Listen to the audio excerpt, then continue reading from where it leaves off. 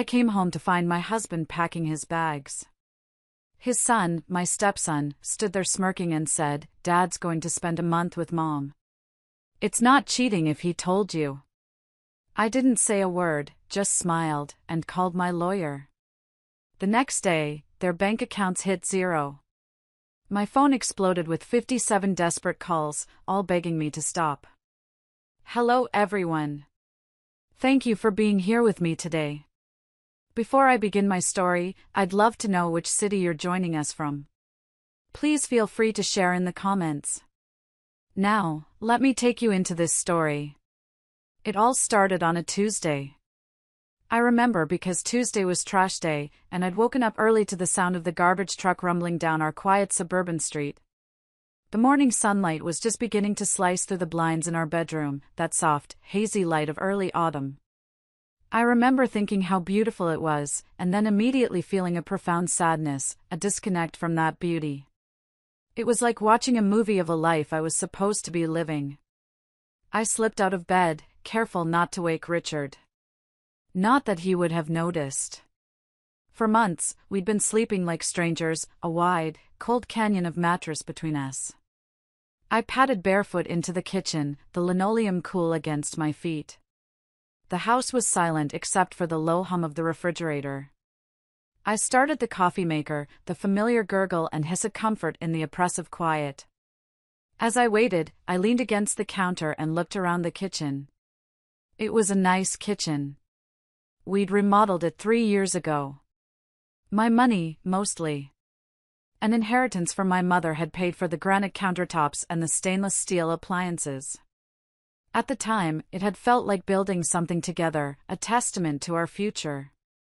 Now, it just felt like a very expensive, very empty stage set. The coffee finished brewing, its rich aroma filling the air. I poured myself a mug, black, no sugar. I needed the bitterness that morning, it felt appropriate. I sat down at our small kitchen table just as Richard ambled in, already dressed for work in his usual khaki pants and a polo shirt. He grunted a morning that was more of an exhale than a word and grabbed the newspaper from the counter. A few moments later, Dylan, my stepson, shuffled in. He was 18, a freshman at the local community college, and he moved with the languid, entitled grace of a teenager who had never had to worry about a single bill in his life.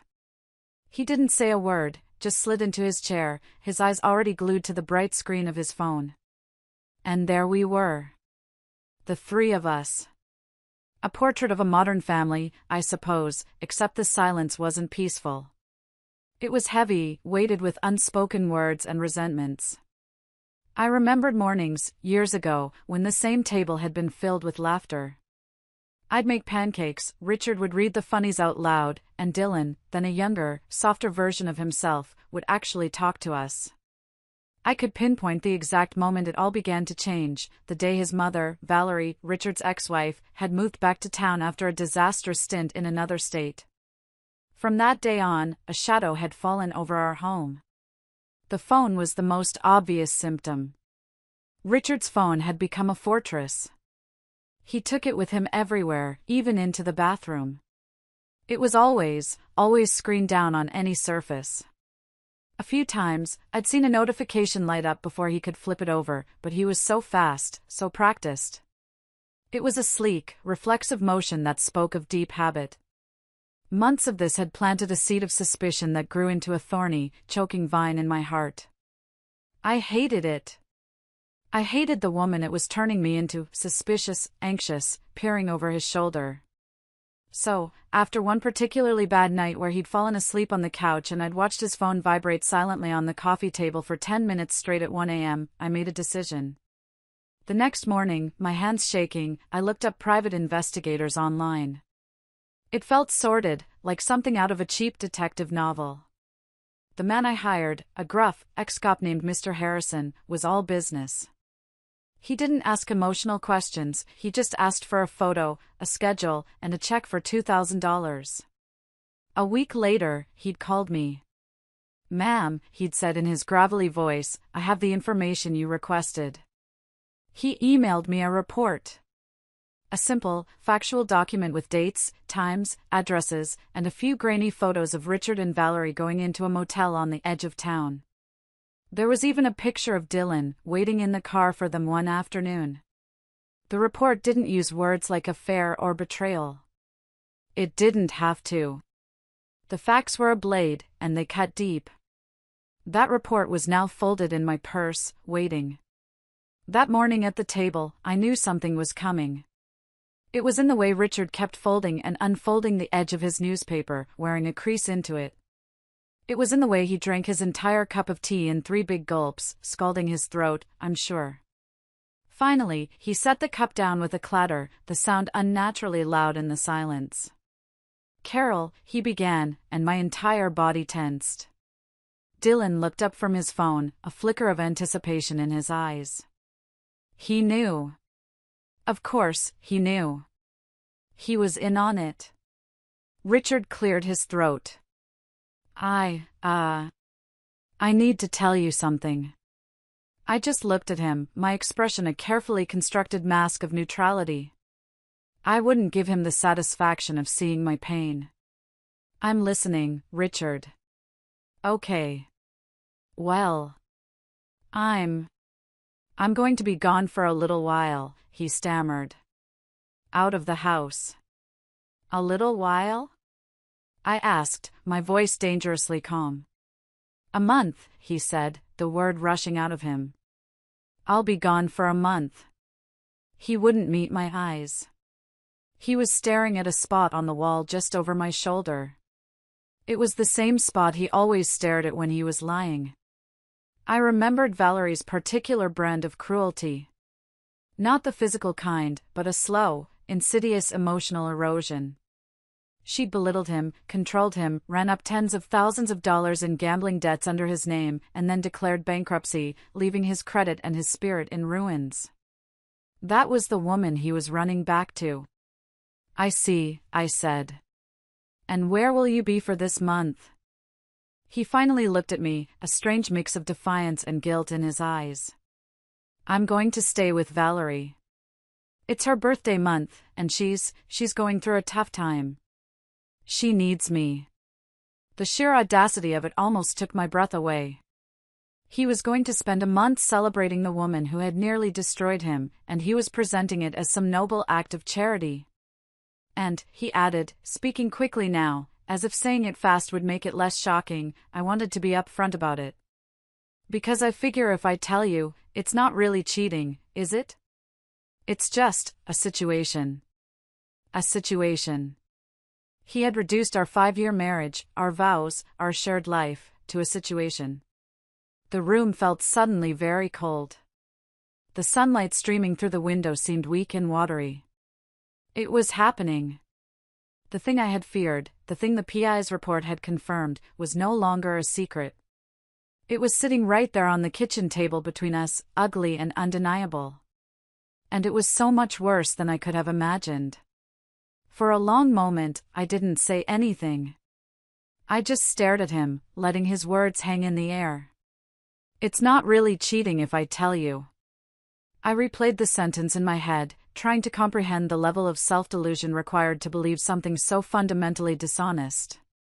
It was the logic of a child trying to avoid punishment, not a 50-year-old man discussing the betrayal of his marriage. "So let me get this straight," I said finally, my voice low and even.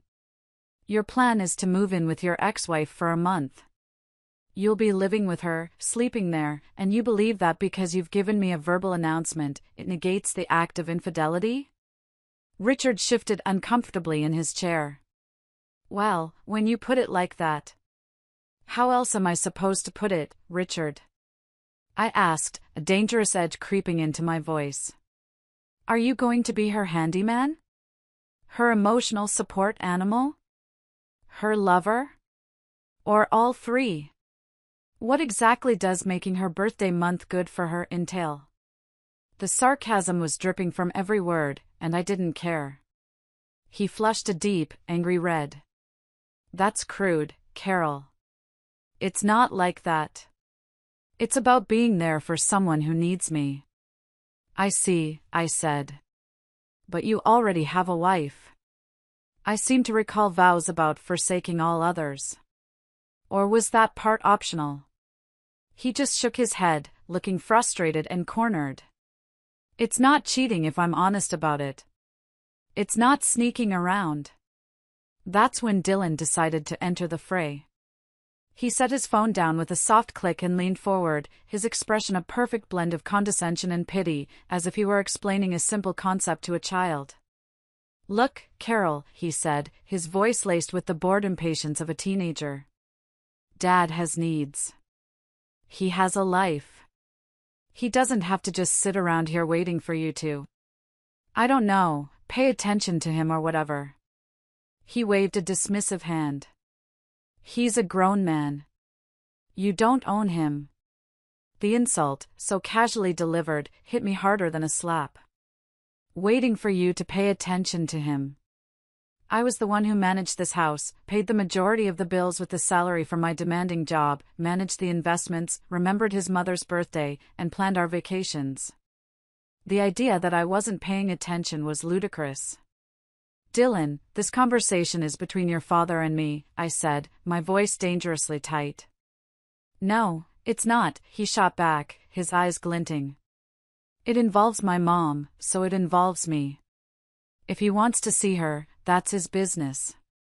And like he said, it's not cheating if he tells you. It's called being transparent. Maybe you should try it sometime." The insolence was breathtaking. And in that moment, seeing the two of them, the united front, the shared smirk, the identical, twisted logic, something inside me shifted. The hurt, the searing pain of betrayal, began to cool and harden into something else. Something cold, sharp, and resolute. I wasn't a victim in this story anymore.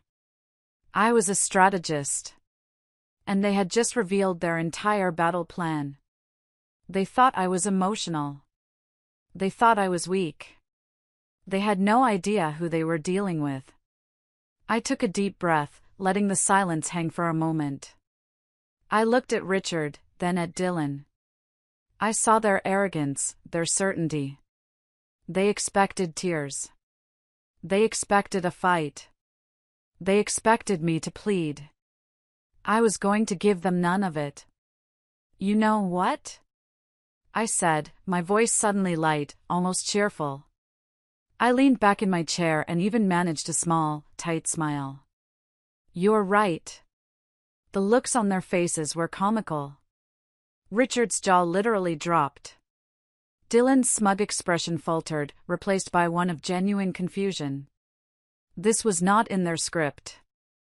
"I see I'm outnumbered," I continued, holding up my hands in a gesture of surrender. "If this is what you both have decided, then who am I to stand in the way of your transparency?" Richard began to smile, a slow, relieved grin spreading across his face. "Really, Carol? You're okay with this?" "Okay is a strong word," I said. "But I accept it. However," and I leaned forward again, my voice dropping back to that firm, serious tone, "if you are going to take a month-long sabbatical from our marriage to play house with Valerie, then I have a few terms of my own." Richard's smile vanished. "Terms? What are you talking about?" "It's very simple," I said, the idea taking shape in my mind, fully formed and perfect. "It's about fairness. You want a month of freedom from your vows? Fine. Then I want a month of freedom from my obligations. Specifically, my financial obligations." "I'm not lecturing you, Richard," I said, shaking my head. "I'm making a business proposal. For the next 30 days, starting the moment you walk out that door, we will be legally separated. We will have a lawyer, my lawyer, draft a simple, temporary separation agreement. It will state that during this period, I am under no obligation to provide any financial support to you or to Dylan. That means no access to my bank accounts, my credit cards, the joint account. Nothing. Your name will be temporarily removed from everything." I paused, letting that sink in. I turned my gaze to Dylan. And just to be crystal clear, Dylan, that includes the monthly payment for your car insurance, your cell phone bill, and the next tuition installment for your college fund, which happens to be due next week. All of that will be paused. Dylan's face went pale. The flicker of uncertainty I'd seen earlier was now a raging fire of panic in his eyes. In return, I concluded, looking back at Richard, I will also be free. Free to do as I please, with whom I please, no questions asked. We will both be, for 30 days, entirely single individuals in the eyes of the law and our finances. It's a clean break. A trial run, if you will. Do you agree to those terms? He was speechless. He looked at Dylan, who was now staring at his father with wide, panicked eyes. They were having a silent, frantic conversation. I could see the calculation on Richard's face, his month of illicit fun with Valerie versus the very real, very immediate financial consequences.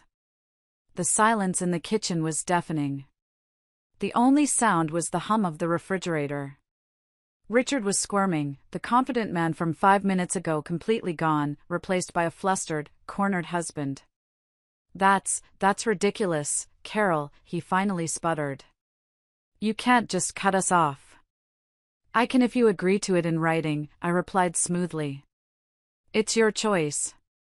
You can stay here, be a husband, and honor your commitments. Or you can go to Valerie's for a month, and we both get to be free. You can't have it both ways. You can't play the devoted partner over there on my dime. Dylan, seeing his comfortable lifestyle flashing before his eyes, jumped in.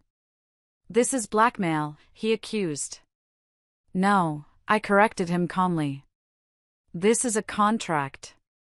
Your father wants to alter the terms of our marriage contract for 30 days. I am simply proposing a new contract to cover that period. It's all very logical.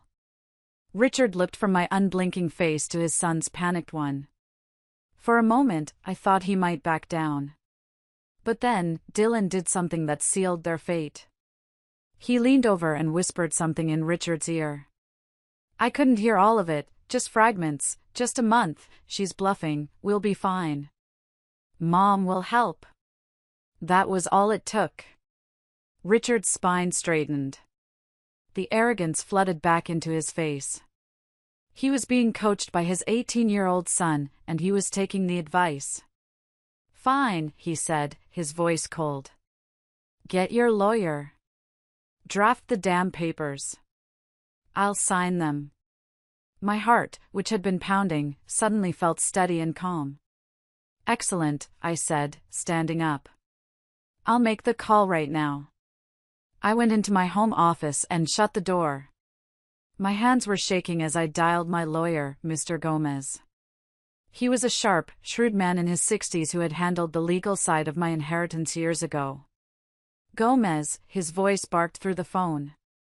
Arthur, it's Carol Peterson, I said. Carol. Good to hear from you. Everything all right? I took a deep breath. Not exactly.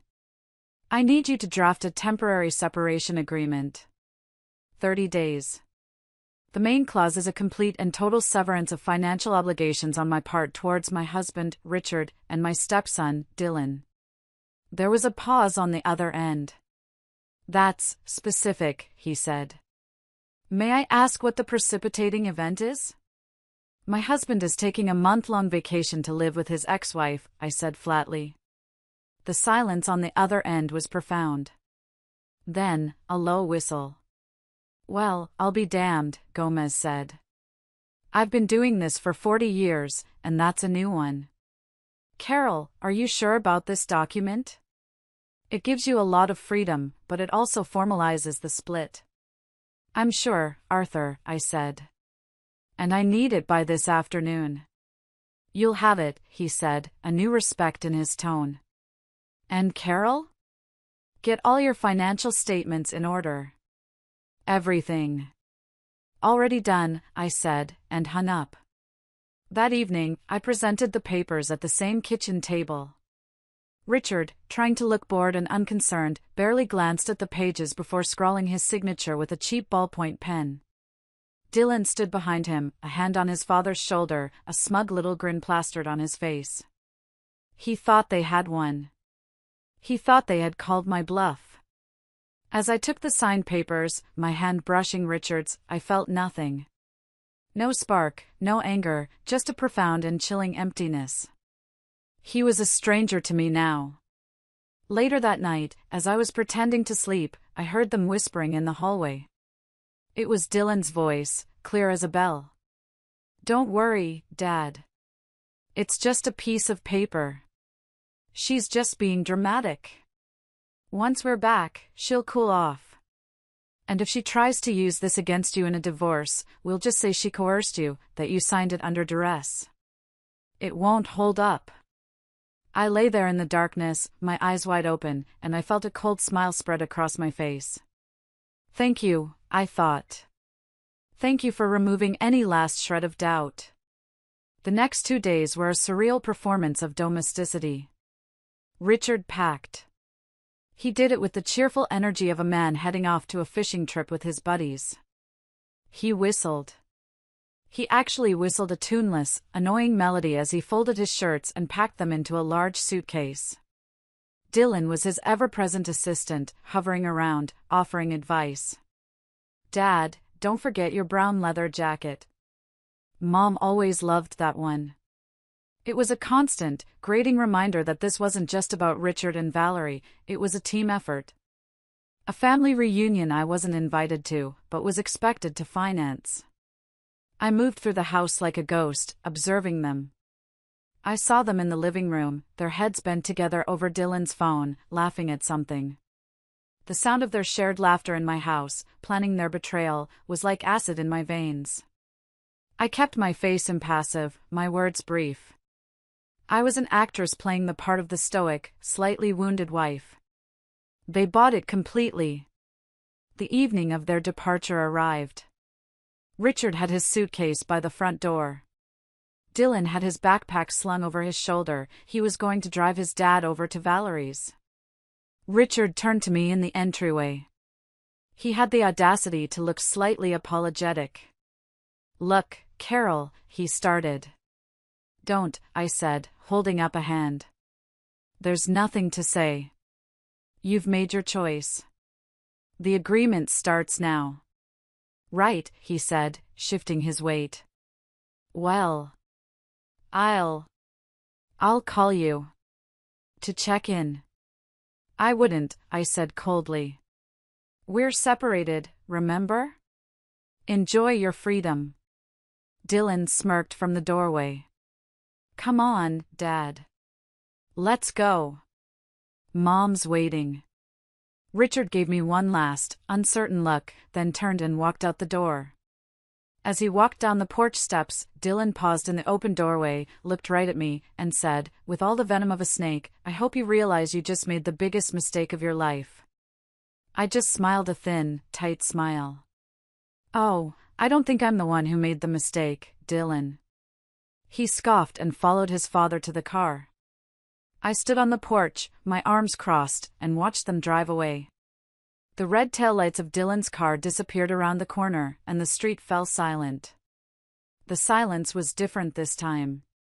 It wasn't heavy or oppressive. It was light.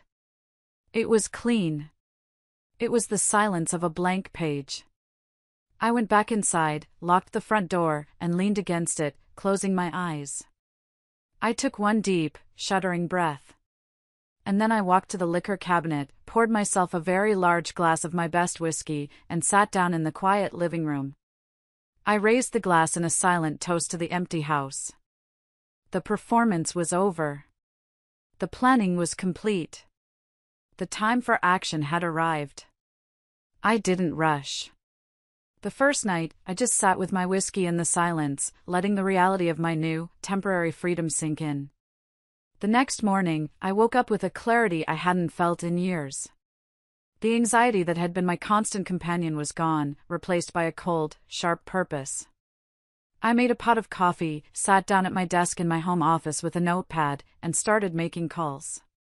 My first call was to a man named Frank, who ran a reputable used car dealership in the next town over. Frank, it's Carol Peterson. I have 2 vehicles I need to sell today. A late-model sedan and an SUV. Both in excellent condition, titles are clean and in my name only. Today is ambitious, Carol, he said. I'm an ambitious woman, Frank. And I'm prepared to be flexible on the price for a quick, no-fuss cash sale. He was at my house within 2 hours.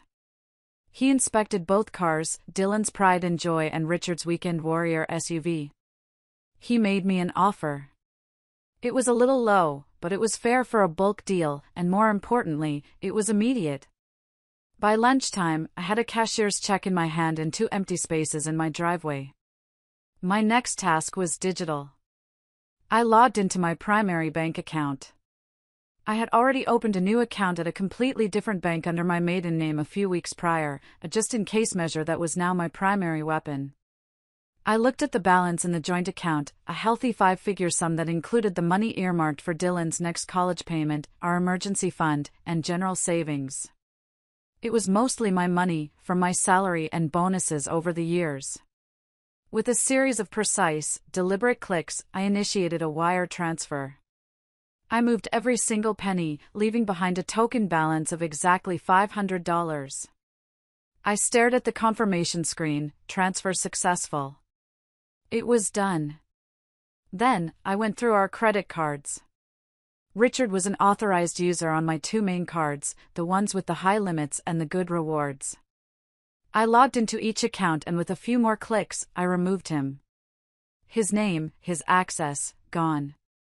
The notification email probably hit his inbox instantly. Finally, I called my phone provider. After navigating the automated menu, I got a human on the line. Hi, I said, I'd like to remove 2 lines from my family plan, effective immediately. I gave her their numbers. She confirmed the change. Just like that, their connection to the world, at least the one I paid for, was severed. That evening, I did something I hadn't done in a long time. I ordered a pizza for myself, with all the toppings I love and Richard hates. I sat in the living room, watched a ridiculously silly romantic comedy, and ate straight out of the box. There was no tension. No one to sigh impatiently or ask to change the channel. For the first time in what felt like a lifetime, my home was truly mine. I felt a pang of loneliness, a deep, aching sadness for the marriage I thought I had. I allowed myself to feel it, to cry for a few minutes.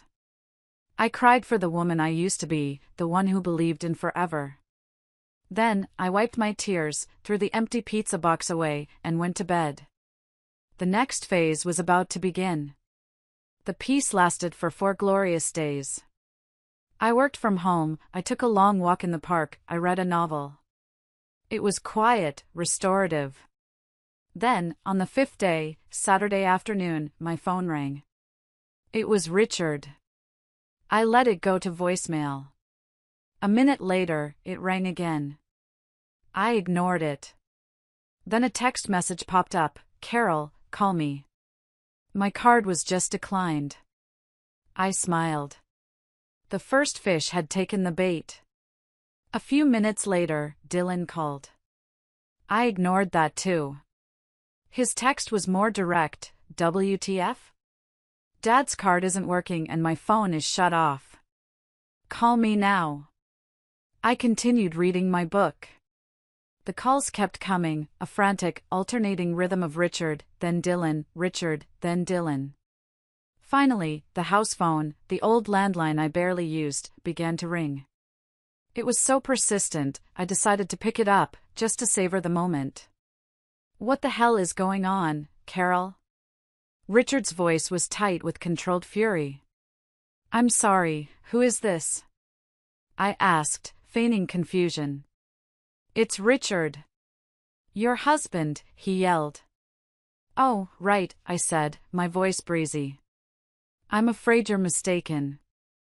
According to a legally binding document we both signed, you're not my husband for another 25 days. Is there something I can help you with? There was a sputtering sound on the other end. Don't play games. My credit card was declined at the grocery store. It was humiliating. And then I checked the bank account. It's empty. You emptied it. I didn't empty it, I corrected him gently. I relocated my personal funds to a new, secure account, as is my right under our agreement. I believe there's still a tidy sum of $500 in there for you. You should be more careful with your spending. The college fund. Dylan's college fund was in there, he shrieked. Yes, the fund I established and contributed to, I said. That too has been moved to a secure location. Don't worry, it's perfectly safe.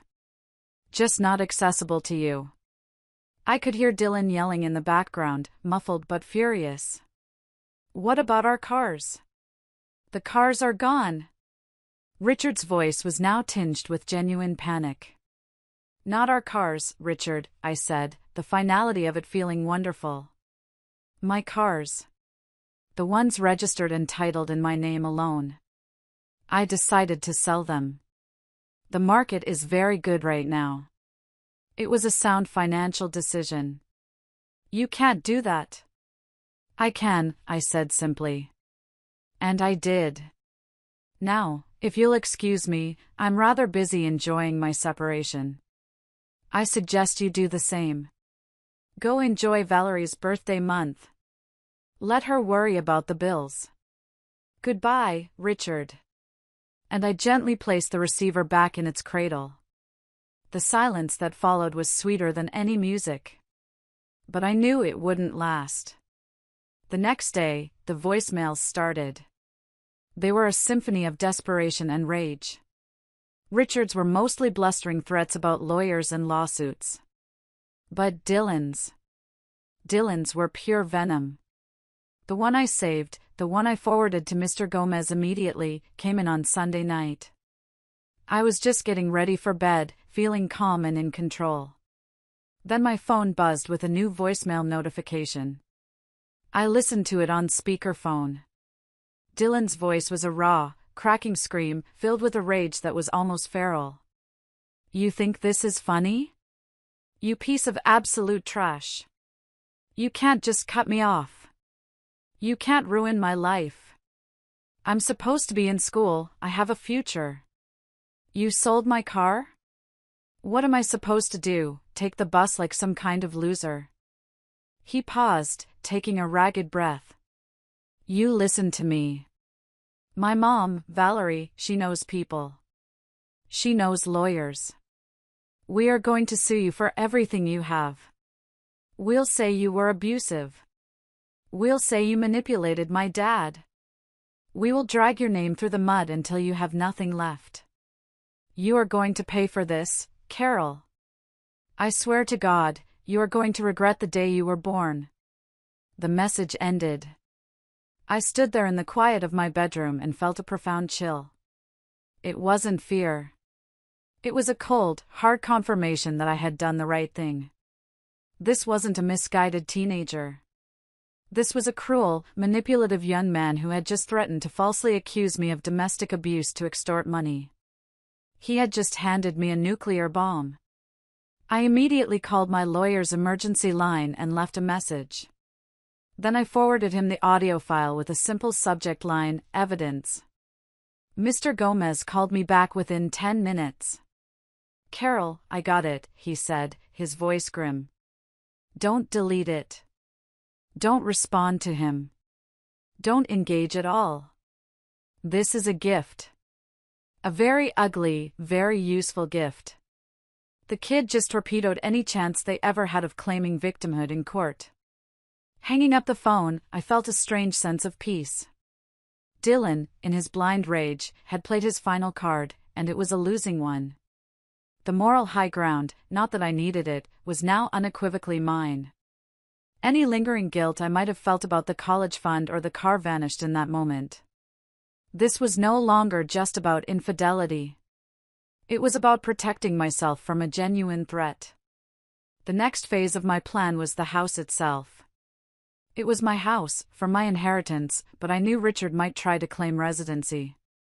So, under Mr. Gomez's guidance, I had him formally served with eviction papers at Valerie's address. It was a legal move to make it crystal clear that he had no right to return. About 2 weeks into their month of freedom, I scheduled movers to come and take my remaining furniture, the pieces that were mine, not ours, to a storage unit. I was in the living room, directing the 2 large, professional movers, when a decrepit-looking sedan, a late 90s model with a mismatched fender, came screeching to a halt at the curb. Valery's car, I presumed. Richard and Dylan burst out of it. They must have driven by and seen the moving truck. They stormed up the walkway, their faces masks of fury. "What the hell is this?"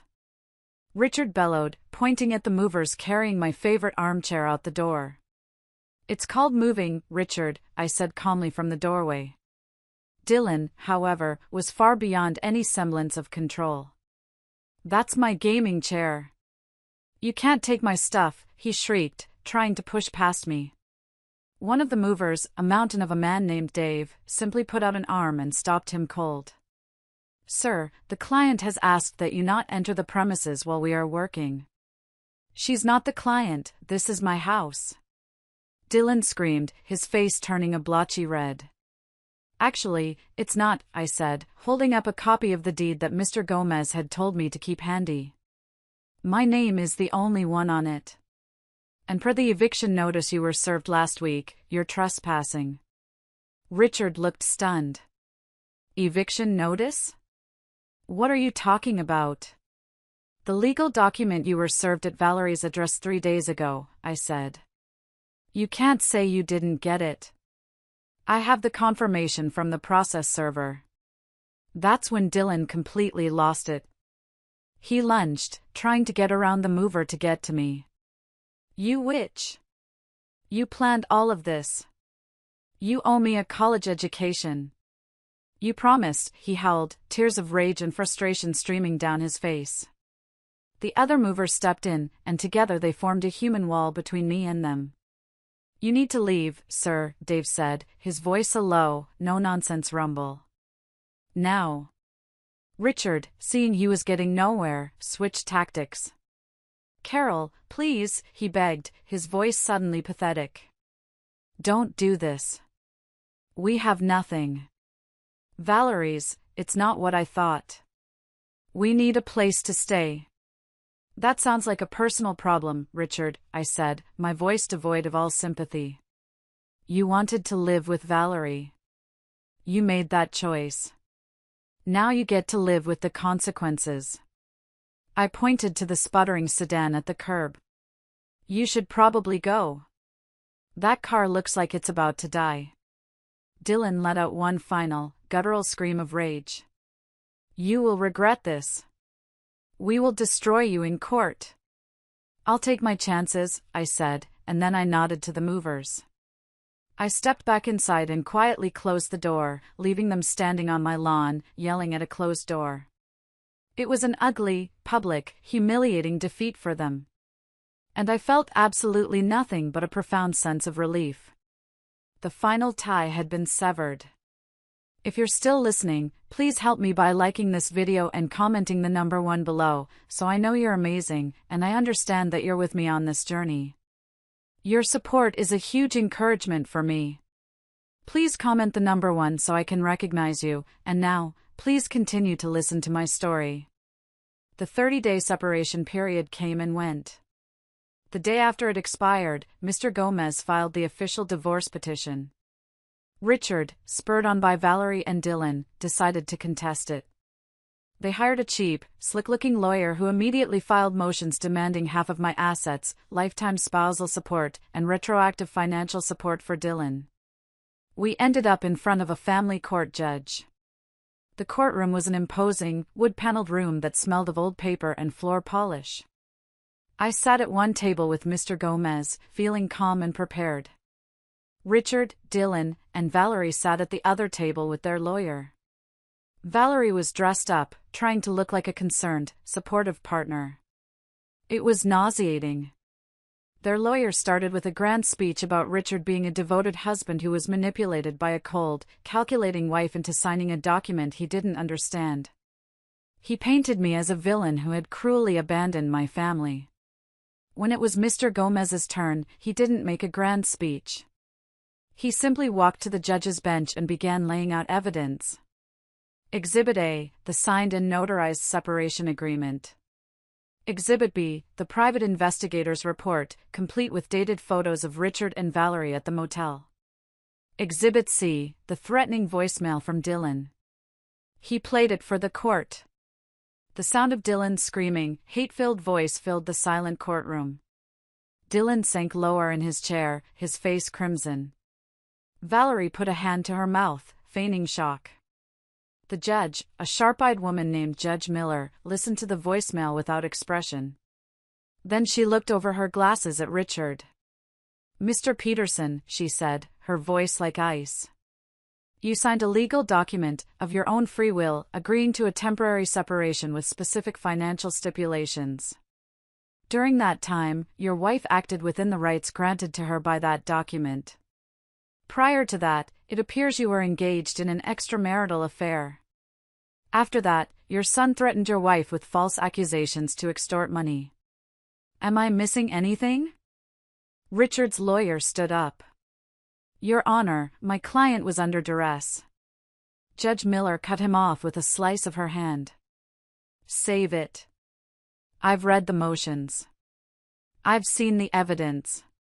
The requests for spousal support, asset division beyond the prenuptial agreement, and any support for the adult son are summarily denied. The divorce is granted on the grounds of adultery. Mrs. Peterson will retain all assets protected under the prenuptial agreement, which includes the house and her inheritance. You, sir," she said, looking directly at Richard, "are entitled to 50% of the assets accrued during the marriage, which, according to these statements, amounts to the $500 remaining in the joint account and half the value of the living room couch. This hearing is adjourned." She banged the gavel. It was over. The look of utter devastation on Richard's, Dylan's, and Valerie's faces was something I will never forget. They had been so sure they could bully and manipulate their way to a payday. They had underestimated me. They had underestimated the law. I walked out of that courtroom, took a deep breath of the free air, and didn't look back. In the weeks that followed, I finalized the sale of the house. It felt strange to pack up the remnants of my life, boxing up photos and memories. Some boxes I labeled storage. Others I labeled trash. It was a brutal but necessary process of sorting the past. My friend, Sarah, who had been my rock through all of this, called me one evening. "You are not going to believe what I just heard," she said, her voice a mixture of pity and gossip. She told me that Richard and Dylan were still living with Valerie, and it was a complete disaster. Valerie's gambling was back in full swing, and she was bleeding Richard dry of the little money he made at his commission-based sales job. They were fighting constantly. Dylan had apparently been forced to get a part-time job at a fast food restaurant to pay for his bus pass and phone.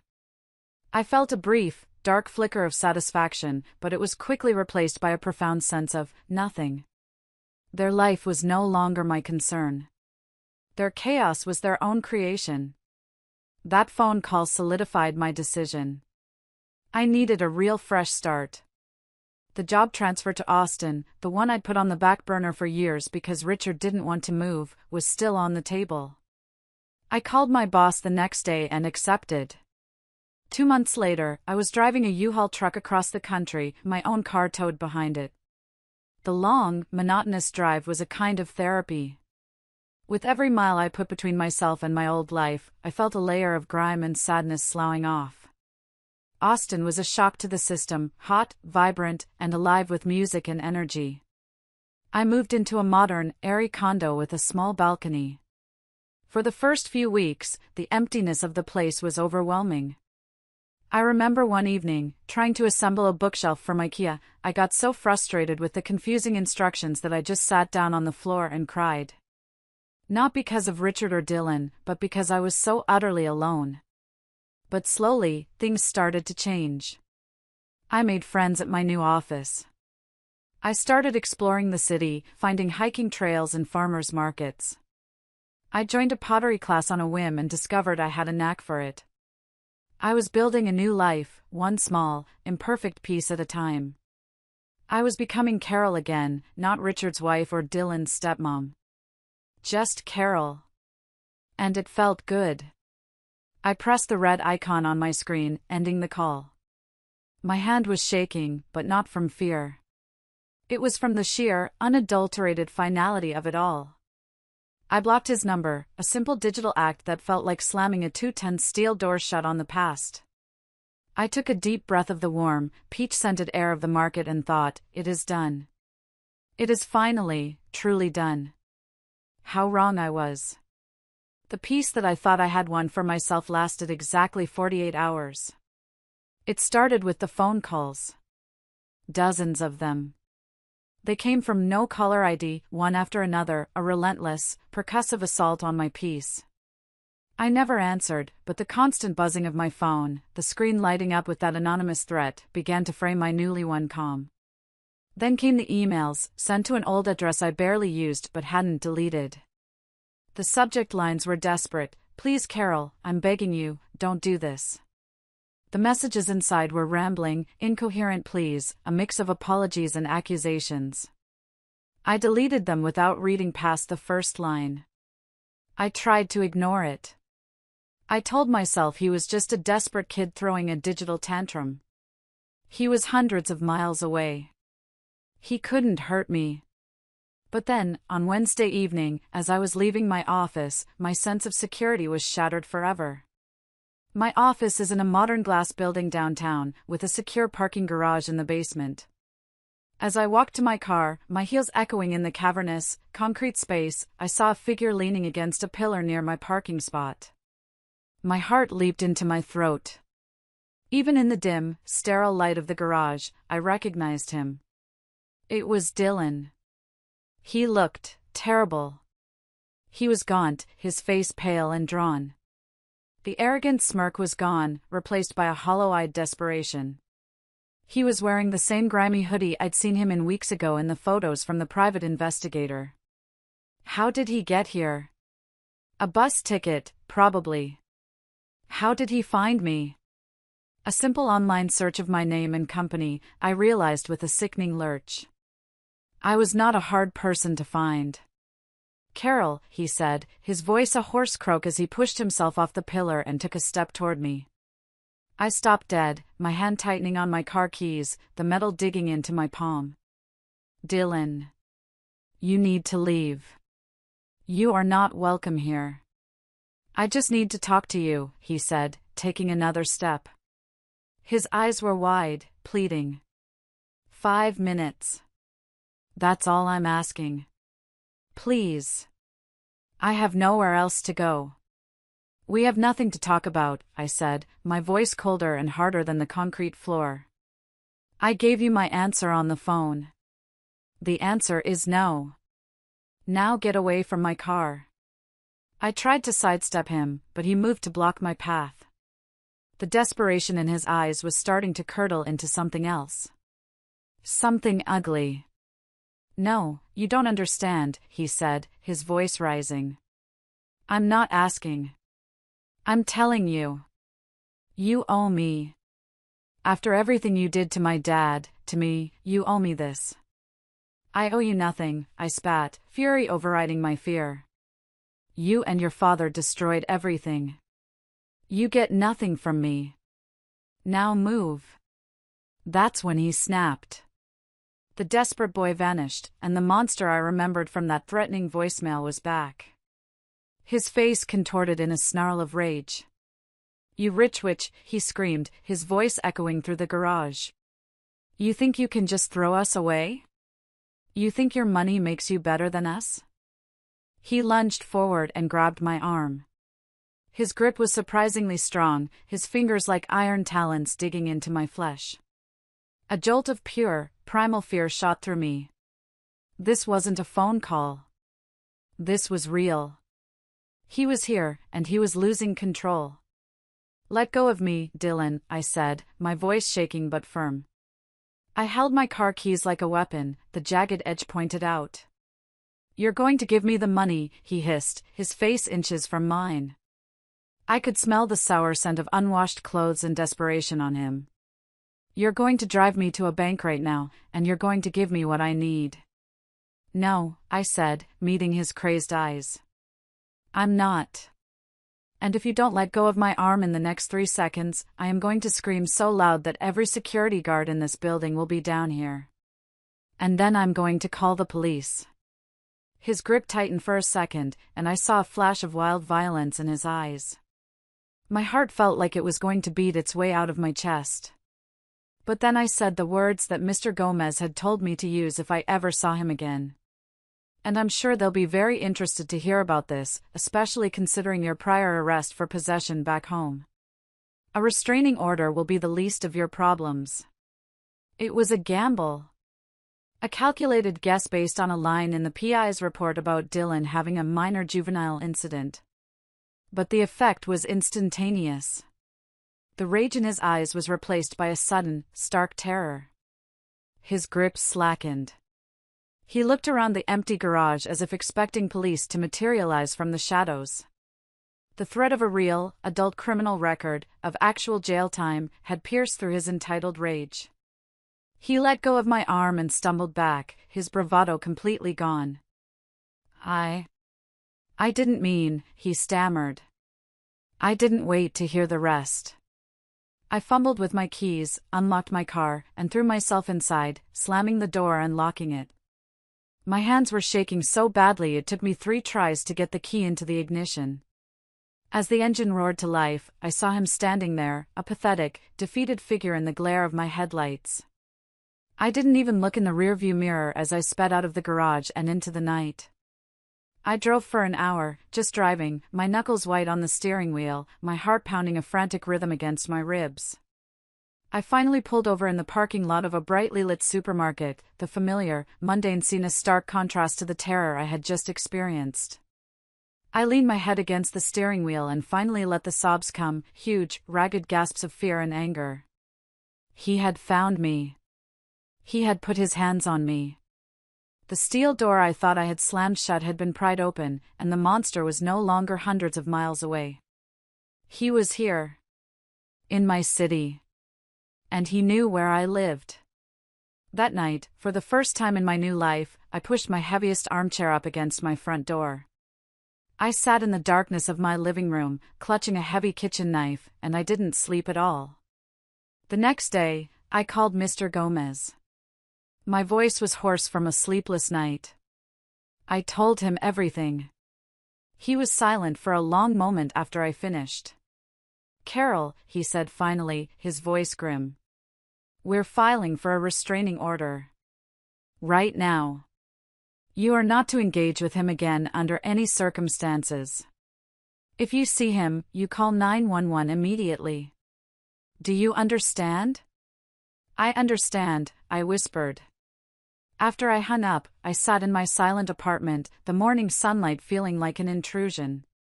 The fear from the night before had subsided, leaving behind a deep, aching sorrow.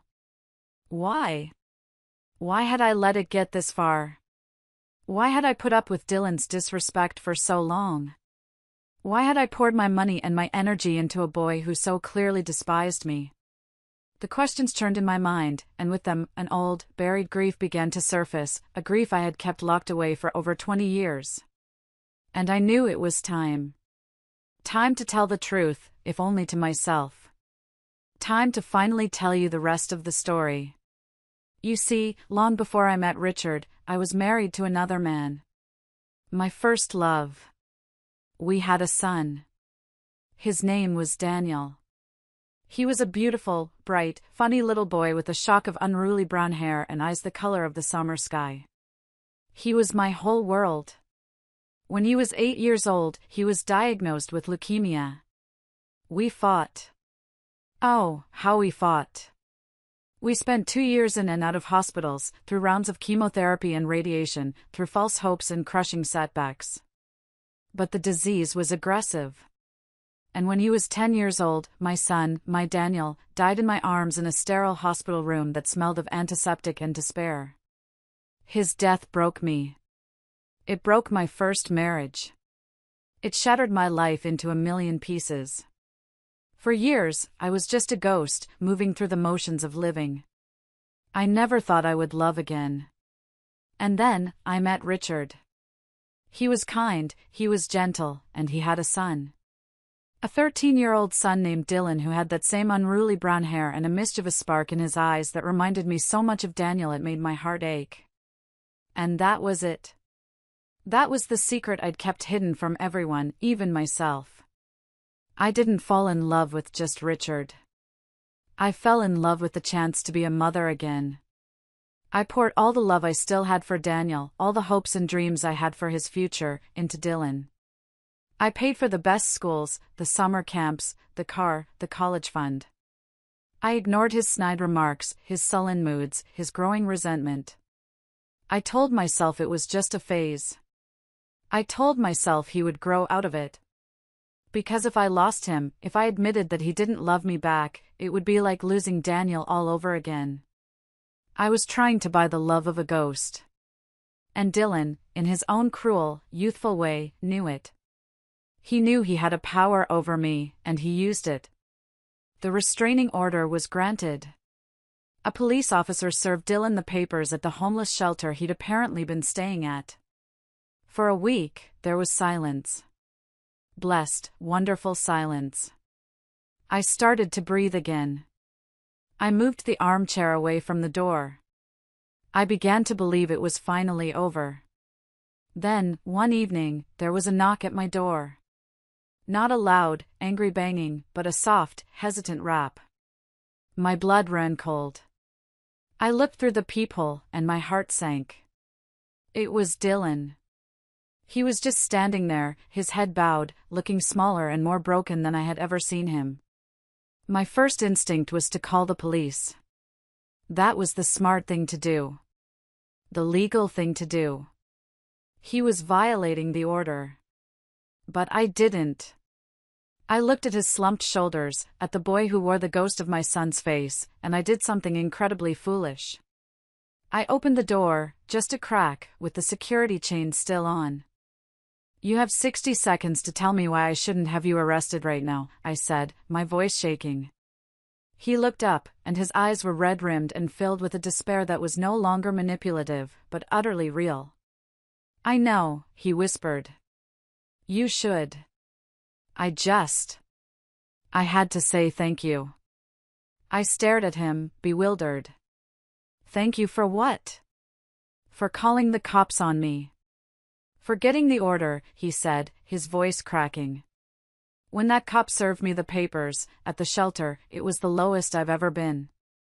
I realized what I had become. It was like finally seeing myself in a mirror. And I was a monster." He took a shaky breath. "It's not an excuse. Nothing is an excuse for what I did to you. But I have a problem, Carol. A bad one. Pills. It started in high school. That's what the juvenile record was for. I thought I had it under control, but I didn't. That's where all the money went. That's why I was so desperate. I manipulated my dad into going back to my mom because I knew she wouldn't ask questions. I was stealing from both of them.